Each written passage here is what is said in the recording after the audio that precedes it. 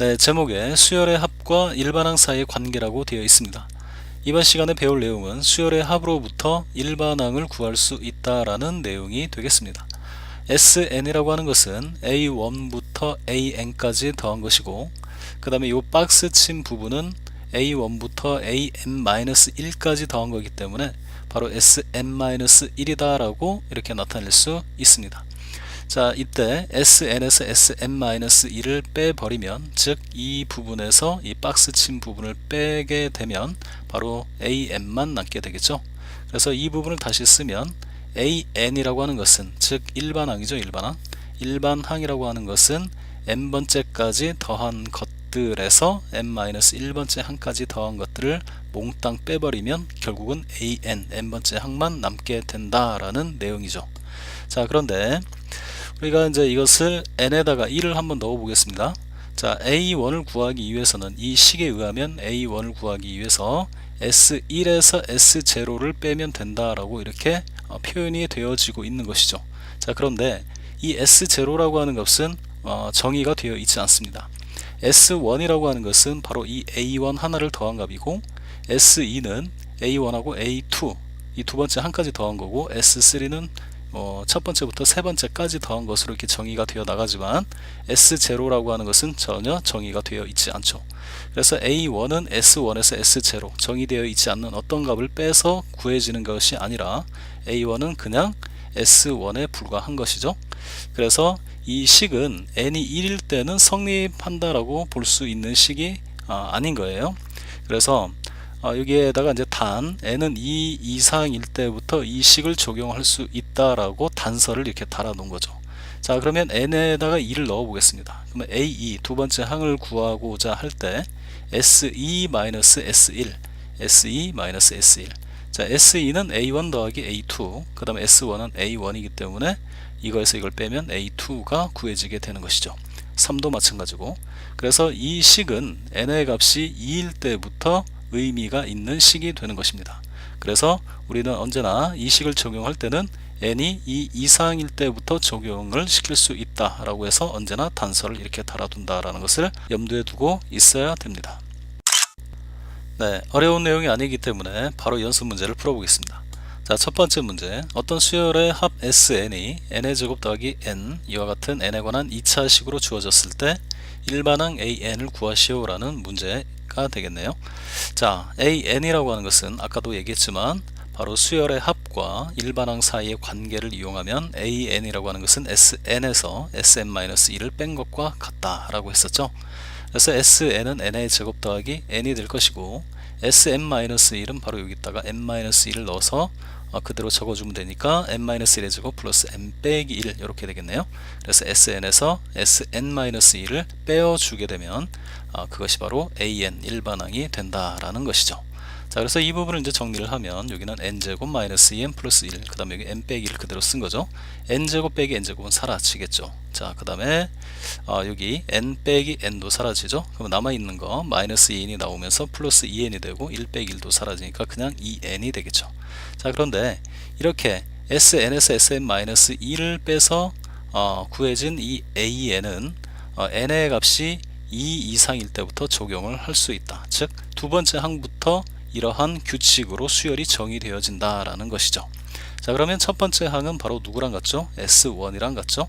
그래서 여기다가 A1을 구하기 위해서 S1을 구해주면 됩니다. 그래서 1을 넣어서 계산하면 2가 되죠. 그렇죠?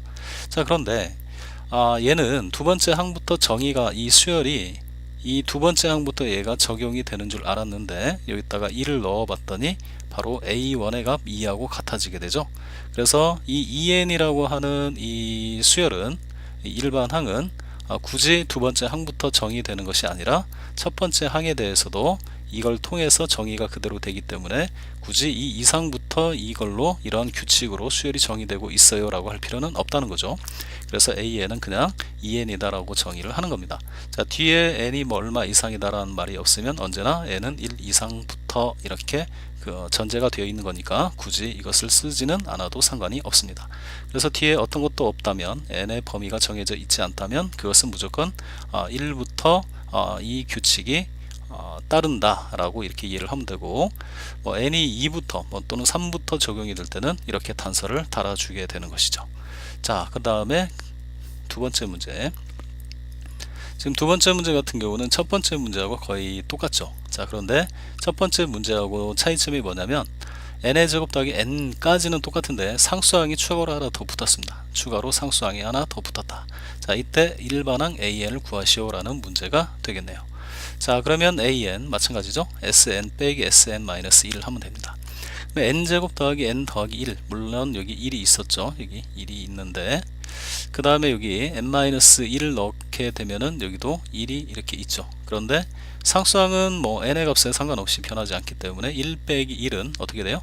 어차피 계산해서 이렇게 제외가 되겠죠. 자, 그래서 결국은 여기 n에 관한 식들만 계산을 하면 됩니다. 자, 그러면 아까 여기 상수항이 없는 경우하고 일반항은 똑같이 2n으로 나오게 되겠네요. 자, 그런데 항상 우리는 이 n은 얼마 이상부터? 2 이상부터 적용이 되는 것이죠.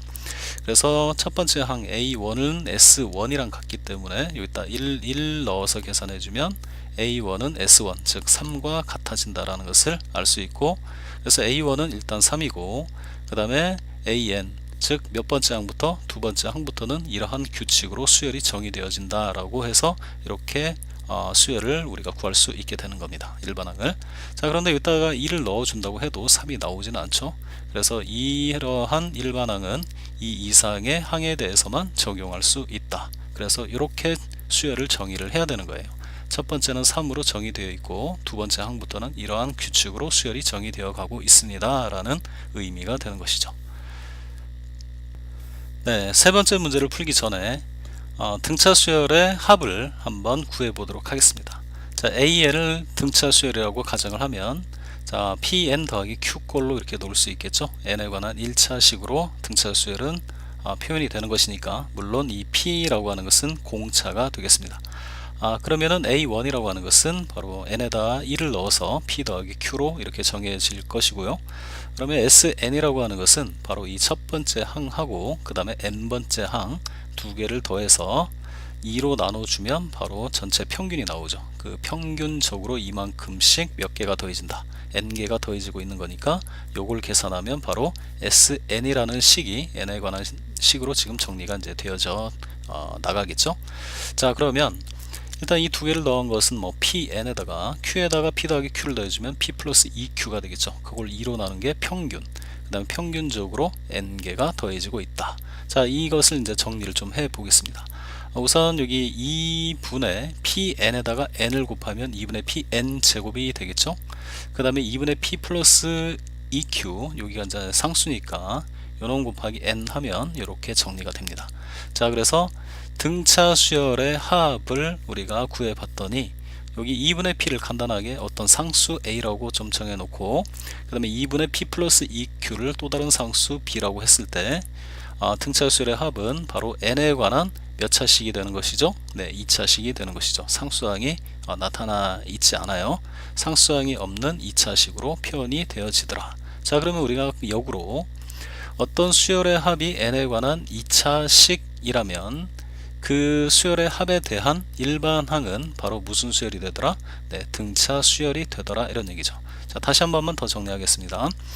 SN이 n에 관한 2차식으로 표현이 되어졌을 때 상수항이 없는 2차식이라면 그 녀석에 대한 일반항은 바로 뭐가 된다? 등차 수열이 된다. 네, 여기서 등차 수열이 된다는 얘기는 첫 번째 이러한 수열과 같이 자, 첫 번째 항부터 이렇게 등차 수열로 나가고 있죠. 이런 걸 갖다가 우리가 등차 수열이다 라고 얘기를 하는 거고요. 그 다음에 이 두 번째 수열 같은 경우는 첫 번째에서 두 번째로 넘어갈 때는 3만큼 커졌는데 그 다음부터는 계속 일씩 커지고 있죠. 그래서 이게 전체적으로는 등차 수열을 이루지 못하고 몇 번째 항부터 두 번째 항부터 이렇게 등차 수열을 이루게 되는 것이죠. 물론 이것은 이제 두 번째 이후로는 등차 수열을 이루게 되지만 전체적으로는 등차 수열을 이룬다고 하지 않습니다. 그래서 얘는 두 번째 항부터 등차 수열, 얘 같은 경우는 첫 번째 항부터 등차 수열. 근데 우리는 등차 수열을 이룬다 라고 했을 때는 첫 번째부터 등차 수열일 때 등차 수열이다 라고 얘기를 하는 겁니다. 이해되시나요? 네, 방금 설명한 것들을 토대로 문제를 다시 한번 또 풀어보도록 하겠습니다. 여기 SN이-2n제곱 플러스 3n이라고 되어 있고 3번 문제, 그 다음에 4번 문제는 마이너스 2n제곱 플러스 3n에다가 상수항 5가 이렇게 추가되어 있죠. 그럼 3번하고 4번의 차이는 무엇인가에 대해서 좀 설명을 해 보겠습니다. 자, 우선 이 AN이라고 하는 것은 이제 SN에서 SM-1을 빼서 그 결과를 얻어내면 되는 거잖아요. 4번도 마찬가지죠. 얘도 SN에서 SM-1을 빼주면 됩니다.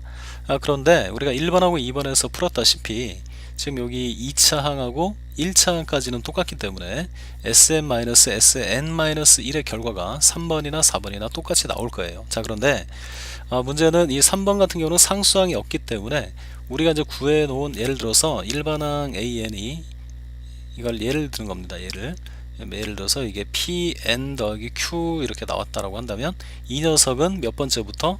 네, 첫 번째부터 이러한 수열로 정의가 되는 것이고, 그 다음에 얘도 일반항은 똑같이 나오겠죠. 식이 PN 플러스 Q 이렇게 나올 것입니다.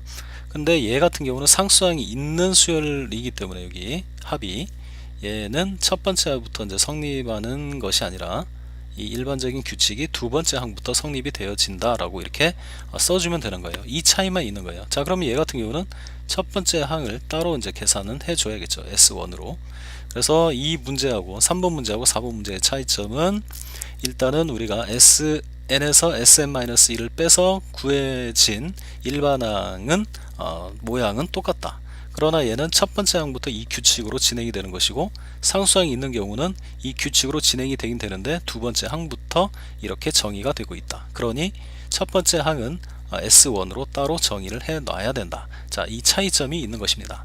자, 그리고 우리가 이제 매번 SN에서 SM-1을 이제 빼서 계산을 하는 것은 굉장히 좀 번거로운 일이죠. 그래서 우리 학생들은 빨리 푸는 것을 매우 좋아하기 때문에 빨리 푸는 방법을 소개를 하지는 않을 거예요. 왜 그러냐면은 보여주기만 할 건데, 그 방법은 여러분들이 관찰을 잘 하면 누구나 다 이것을 발견할 수가 있습니다. 자, 그것을 어디에서 발견하느냐? 바로 여기 이 부분 보이죠? SN이 바로 n에 관한 2차식, 요 부분을 보는 게 아니라 실은 이쪽을 봐야 되는 거예요. 별표 치는 이 밑줄 친 부분을 잘 봐야 됩니다. 자, 이게 SN이 n에 관한 2차식으로 이렇게 주어졌을 때 그 녀석에 대한 일반항은 바로 이렇게 나타내어지게 되죠. 그래서 이 부분하고 이 부분의 관계를 잘 유심히 한번 관찰을 해 보시기 바랍니다. 그러면 선생님처럼 바로 일반항을 계산할 수 있어요. 자, 그러면 선생님의 발측에 여기 방법은 설명하지 않는다고 했어요. 방법은 여러분들이 찾아내는 겁니다. 자, 일반항을 이제 바로 한번 계산을 해 볼게요. 자, SN이 이렇게 나와 있어요. 얘는 등차 수열이구나. 그래서 바로 이렇게 쓰는 겁니다. 마이너스 4n. 자, 그 다음에 이 상수항만 이제 결정을 하면 되는 것이죠. 그 상수항은 바로 플러스 5가 되는 것입니다. 자, 그러면 이 녀석은 A1을 이 식으로 이제 계산을 해도 되는 거니까 1을 넣어서 계산하면 이게 1이 나오죠. 여기도 1 넣어서 계산하면 1이 나옵니다. 자, 이것은 이제 첫 번째 항부터 이제 성립하는 등차 수열이기 때문에 n은 1 이상이다라고 써도 되지만 굳이 쓸 필요는 없죠. 쓰지 않으면은 언제나 1 이상이다라는 전제가 깔려 있는 것이니까. 자, 그다음에 이제 네 번째도 마찬가지죠. 네 번째도 얘는 이제 상수항이 있기 때문에 A1은 S1으로 따로 정의를 해야 되는 겁니다. 그래서 1 넣어서 계산을 하게 되면 얼마가 되나요? 네, 6이 되겠죠. 그 다음에 이 녀석의 일반항 AN은 얘하고 똑같은 거예요. 그래서 마이너스 4n, 그 다음에 이렇게 플러스 5가 되고요. 단 얘는 두 번째 항부터 이렇게 정의를 할 수 있다는 거죠. 이러한 규칙으로. 자, 그 다음에 이제 마지막 문제를 보겠습니다. 자, 다섯 번째 문제는 이제 AN의 SN, 즉 첫 번째 항부터 n번째 항까지의 합이 이렇게 n에 관한 2차식, 상수항이 없는 걸 봐서 첫 번째 항부터 등차 수열로 나가고 있다라는 것을 알 수 있고요. 그 다음에 B1부터 Bn까지 역시 Bn이라는 수열에 대한 합을 n의 제곱 더하기 kn이라고 이렇게 주어져 있습니다. 자, 그리고 A5하고 B5 다섯 번째 항들의 값이 서로 같다면 K의 값은 얼마이겠는가 라는 문제가 되겠네요. 그래서 우리는 이제 요 일반항 있죠. 일반항이 아니라 요 합이죠. 합. 이 합을 이용해서 바로 일반항을 계산할 수 있습니다. 그래서 어떻게 하느냐? 바로 4n. 선생님이 이거 써놓고 외워서 하는 거 아닙니다. 그 다음에 여기를 보고 하는 거예요. 지금 마이너스 5. 그 다음에 이제 bn이라고 하는 것은 여기 2n, 그 다음에 k 빼기 1. 자, 이렇게 되고 여기다 이제 5를 넣어주게 되면 5를 넣어주면 여기가 얼마가 되나요? 네, a5는 15가 되죠. 그 다음에 b5는 k 더하기 9가 되겠네요. 두 녀석이 같다고 있기 때문에 k는 6. 그러면은 선생님이 하나만 더 써볼게요. 어떤 일반항 sn이 뭐라고 할까요? 즉석에서 바로 쓰겠습니다. 마이너스 3 n의 제곱, 그 다음에 플러스 4n이라고 할까요? 자, 요거 하고 4n 제곱, 그 다음에가 마이너스 3n, 그 다음 플러스 4, 요 정도로 해볼까요? 자, 이때 이 녀석의 일반항을 구해 보겠습니다. 자, an은 마이너스 6n 플러스 7, 이게 바로 일반항이 되는 거고요. 자, 여기 상수항이 없기 때문에 바로 이 녀석은 첫 번째 항부터 이 규칙으로 나가는 것이죠. 그 다음에 이 녀석 같은 경우는 상수항이 있기 때문에 a1은 따로 정의를 해야 돼요. s1으로. 자, s1은 여기다 1 넣어서 계산하면 되는 거니까 8 빼기 3 하면 5가 되겠죠. 자, 그 다음에 이 녀석 두 번째 항부터는 이제 등차 수열로 나가는데 그 등차 수열의 일반항을 이제 구해 볼 거예요. 바로 여기가 8n, 그 다음에 마이너스 7, 이렇게 쓰면 되는 거예요. 자, 선생님이 이건 분명히 즉석에서 썼고 외워서 하는 게 아닙니다. 자, 여러분도 이렇게 할 수 있어요. 자, 어디를 관찰을 해보라고요? 네, 여기를 관찰을 해보는 겁니다. 자, 이런 것들은 여러분들이 충분히 발견을 할 수 있는 부분이기 때문에 공부를 해서 스스로 알아낸다면 이걸 갖다가 자유자재로 사용할 수 있을 거라고 믿습니다.